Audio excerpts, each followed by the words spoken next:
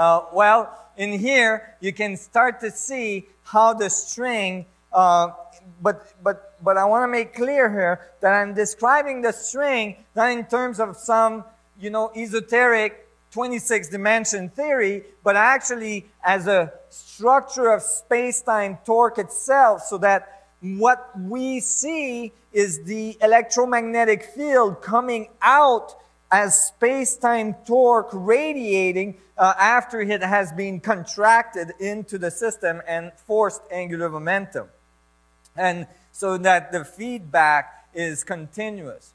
And those lobe structures that are generated when the string goes into stable harmonics resemble very much the lobe structures that I was getting when the spheres are intersecting in this geometry.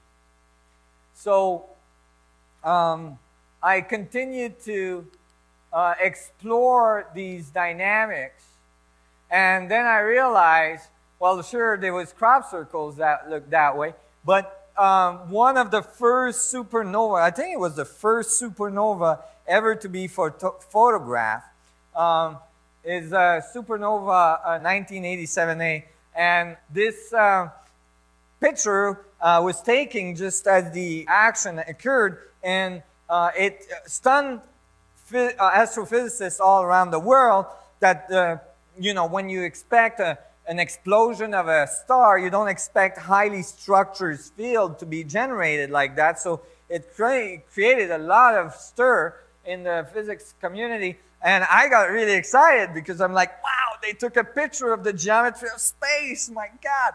And I thought there was enough energy there that the plasma dynamics actually illuminated the dynamics of space that were going on. And I called my local astronomer, and he just told me I was nuts. And basically, he told me, oh, well, it was just a fluke. It's not going to happen again. Then a few years later, this one was taken. It's called the Hourglass Nebula. And sure enough, it did happen again. And, now recently they've made new models of how this could happen. Why is this happening? And they found out that it actually in 3D, this is actually a double torus. It's like two toruses. And the reason is that the star blows off the top and the bottom. It follows the vortices. It's the easiest point of exit. And all the matter goes out and then goes out this way. And it expands a double torus, but viewed from various angles, it looks like so. And so that's very confirming. And I was really excited about it. And those supernovae dynamics, when you look carefully, are very interesting because you got this eye in the middle. And it's looking straight at you. And when you look closely, it even has a little twinkle in the eye. And the twinkle might be because there's other gases of different densities that organizes in the middle. And here you can see actually a fractal structure. You see the orange first hula hoop are reproduced in a smaller fractal version in the middle of the system and so on. So you're starting to actually see the fractal nature of the field there in different gas densities.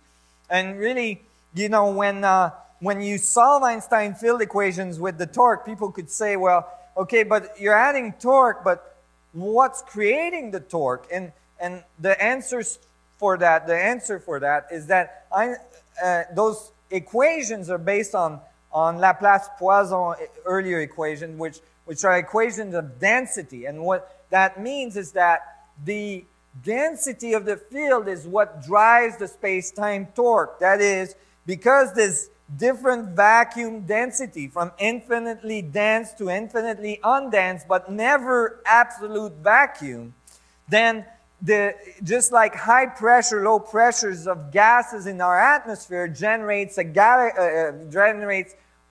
hurricane, then you get a galaxy, or you get a star, or you get a planet, or so on, because there's density change that drives the whole system from infinitely dense to vacuum state, you know, in the extremely large. So you can see that these change that occurs in supernovae dynamics, they resemble very much what we just visualized with the little string ray machine. Here you get the same kind of dynamics. So here you got a hurricane, right? This is off the coast of Florida. And here you get a galaxy. Completely different scales, same dynamics. What do you find in the center of a hurricane? The eye of the hurricane, which is stillness, which is the vacuum state geometry, which is the place where it gets the coldest. And then at the center of the galaxy, you find the black hole, where past the event horizon, all thermodynamics are absorbed and so on, and you leave behind vacuum state geometry. So same dynamics at completely different scale should tell you something about that force and about these change of density. Imagine the change of density between galaxies, which in fact only brings molecules centimeters apart. And then the density inside a galaxy, which is much higher. And then the density inside the solar system, which is much higher. And then the density on the surface of the sun, which is much higher. And then again and again and again, because things are not homogeneous. They have different viscosities and different densities, which drives the space-time torque. This is a picture that was taken at the Sydney University of the energy levels, the energy dynamics around carbon atoms, molecules. And so here we see the same vorticular, you know, dynamics of the space-time torque, according to my views.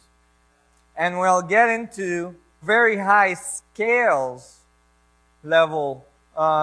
This is surveys that were done of superclusters of galaxies that's extremely large.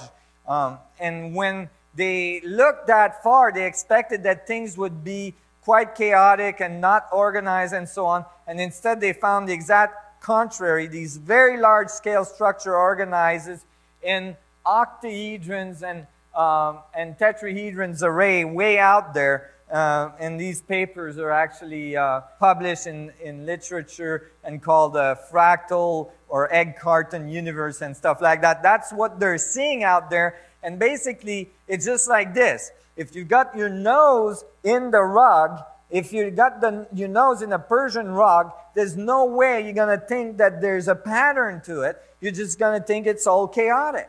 But if you get far enough from it, if you change your scale relationship, all of a sudden you start to see the pattern appear. And that is what I believe we're starting to see is the actual structure of space-time and how it organized matter.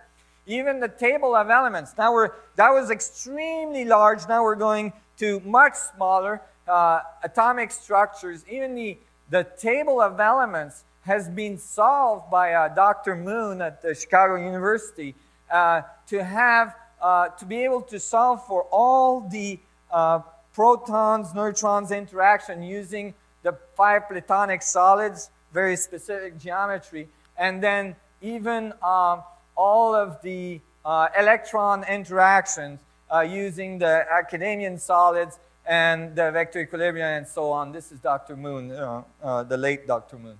Oh, well, that's one of the statements he did at the end of his life. We are entitled to seek geometry, to seek a geometry of space, or in other words, we are no longer able to talk about empty space. That is, from his findings, he figured that there's got to be some geometry in space that's dictating those particle interactions.